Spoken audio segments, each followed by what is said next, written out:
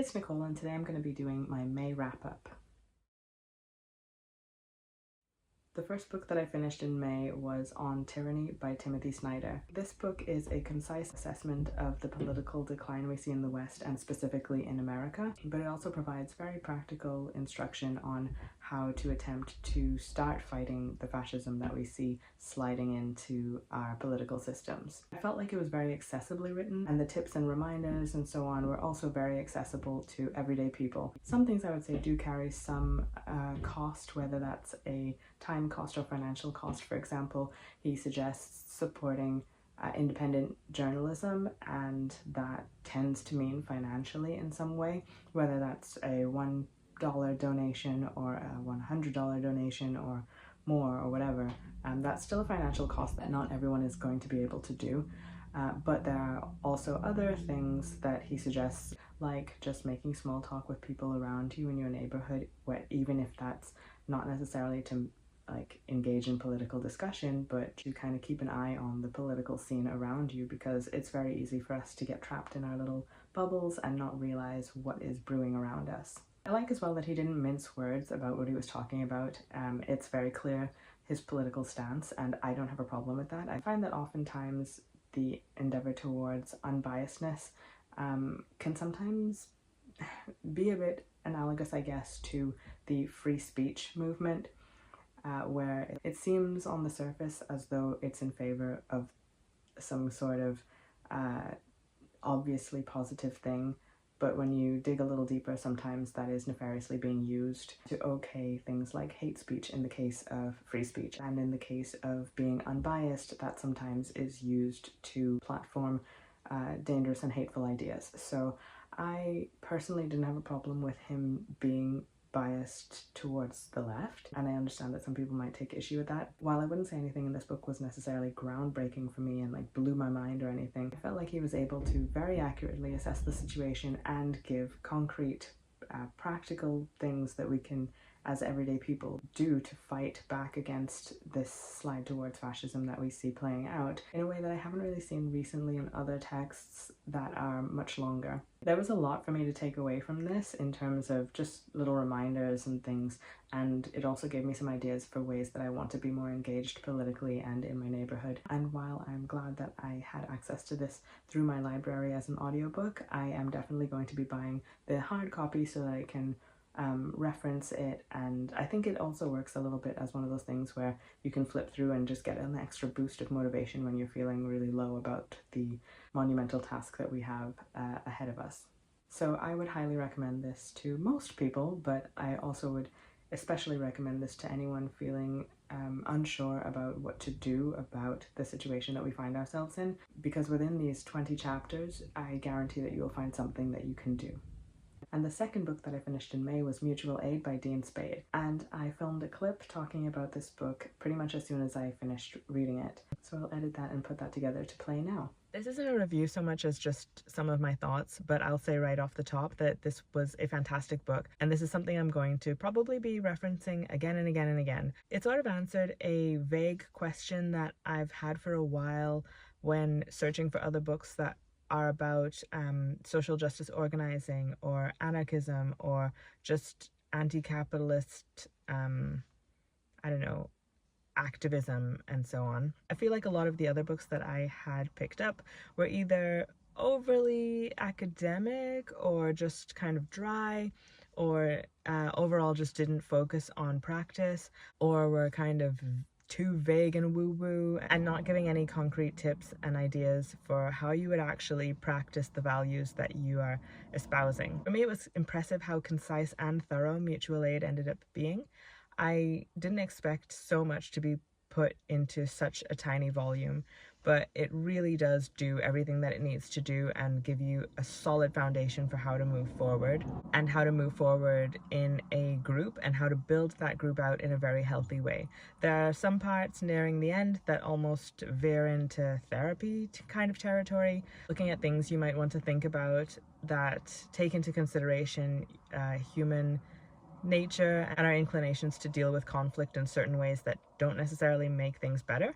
And when I say conflict as well, I don't just mean conflict in terms of with the with whoever you're opposing, but also intra-group conflict, and looking at how we might combat that, mitigate that, reduce that sort of friction between people as we try to go forward with our social justice aims. Another huge thing that I appreciated about this book is the effort that it made to clearly distinguish between mutual aid and charity, and I think it did a fantastic job of explaining that difference. It also did a great job of looking at the kind of characteristics we want to encourage in mutual aid building and what aspects that can expand into. And I think it also highlights the way that capitalism in general has co-opted the way that we think about everything. So when we think about sort of expanding mutual aid efforts, we think of it with a kind of capitalist lens. But the book talks about how expanding these things might not necessarily mean building a bigger group, but it might mean expanding the values or the or looking at the actions through a different lens, or just, it was just more holistic in the way that it was thinking about putting forth our values into practice. Honestly, I don't really have anything bad to say about this book. That's it. It's amazing, great book. Would recommend to just about everyone.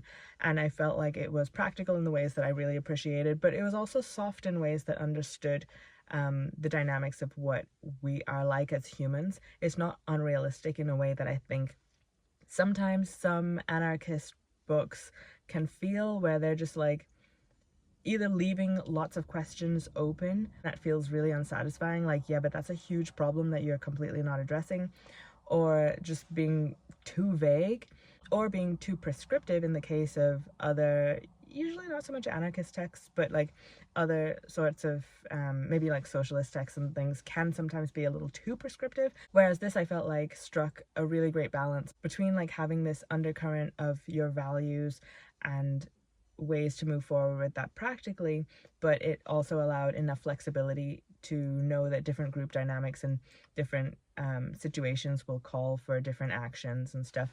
So I mean, I don't know, I can't say anything bad about this. I really enjoyed it, and I feel like it's going to be instrumental in any kind of activism that I go forward with.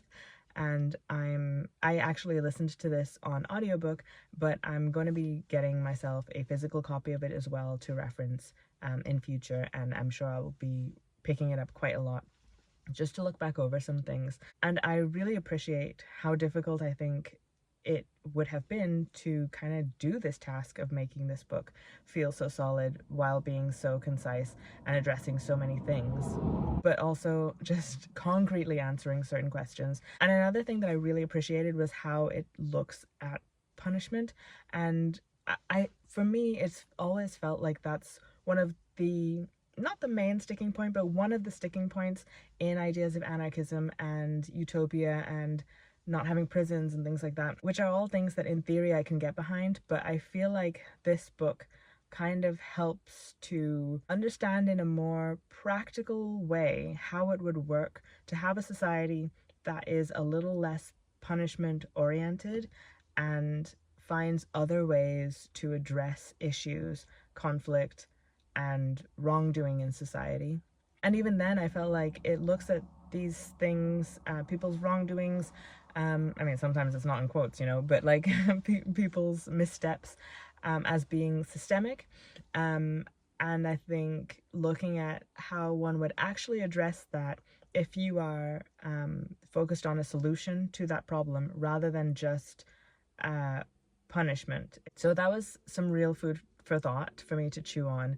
I think it's still a very complex issue, but this kind of cracked open a little window into what it might be to consider a different model for how we deal with these kinds of issues. And that is so valuable to me. I really appreciated this book in so many different ways, and I'm glad that Dean Spade wrote it. And I'd be interested in picking up some of his other books in future, so I might pick up the one that came out recently, I think this year, or the first book that he wrote, I think quite a few years ago now. But yeah, that's all I have to say about that one. Now I'm going to get back to my knitting, because I've just got into knitting again, I guess, this year, but I've never done anything more than like making a scarf, I guess, before this year, and then earlier this year I made a hat, and then I made another hat, both gifts, and then I made myself a pair of socks, and now I'm attempting to make my first ever sweater. It's going to be a pullover, striped pullover, so I don't know, hopefully that turns out all right, but I have no idea what I'm doing, so we'll see, I guess. But yeah, I just thought I'd take this moment to do a little bit of a booktube video thing, because I don't know, at the moment we're having some work done in our house and it's really noisy, so even though I actually do have, like, I've had all week free, I haven't really been able to do much of the chitty chat, you know, chitty chat. I haven't really had much time to do much, like, chatting and whatever to myself in the attic, you know what I mean? So anyway, I hope that was interesting for you guys. I really hope that you actually pick up this book, because I would highly recommend it to anyone and everyone. I mean, I say that you can't recommend any book to literally everyone, but I do recommend this to everyone. I'm sure that it won't be the vibe for all peoples of all places, but I feel like the majority of people could probably benefit from something in this book. So yeah, I highly recommend it. Let me know if there's anything related to this book, or I don't know, actually, if there's any fiction that you think that I might be interested in, please let me know that as well, because I'm really still craving some fiction, but I keep being drawn towards nonfiction at the moment.